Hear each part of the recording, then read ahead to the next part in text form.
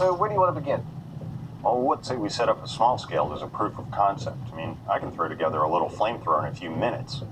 But as I'm thinking about it, you know, they show a normal CO2 fire extinguisher in that clip, and I'm not so sure they fire that far.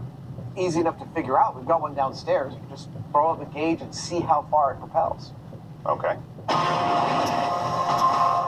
So before the guys throw down some small-scale flames, Well, let's scale it up. they're going to check that a standard 15-pound fire extinguisher, like the one in the clip, can even go the required distance. So 25 times 6 is 150, 60 feet between these guys, which means each of these things has to shoot 30 feet in order to meet in the middle, at least.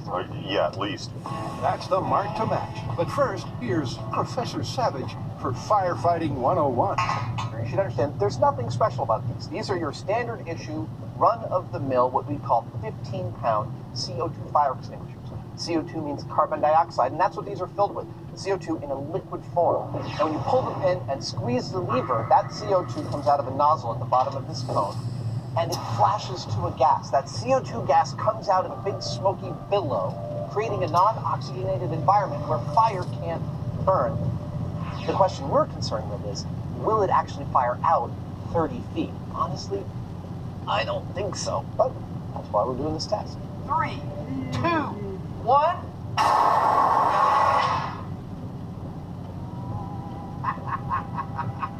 think that was pretty far. The target to get this myth over the first hurdle was around 30 feet. And after studying the high-speed footage, Adam's happy. I'd say that the unmodified fire extinguisher fired its gaseous billow 25 feet, which is shocking close to the cliff. I think it's time to put it up against Jamie's impromptu flamethrower. Impromptu and top secret. Even though we tell people not to do what we do at home, when it comes to homemade flamethrowers, I'm just not going to show you how to do it. With the curtain closed on the flamethrower puppet show, it's on to a proof of concept test, and they won't be shooting it in the shop. Obviously, we can't be squirting lit gasoline around inside M5, so we've come to the San Francisco Fire Department Treasure Island Training Facility.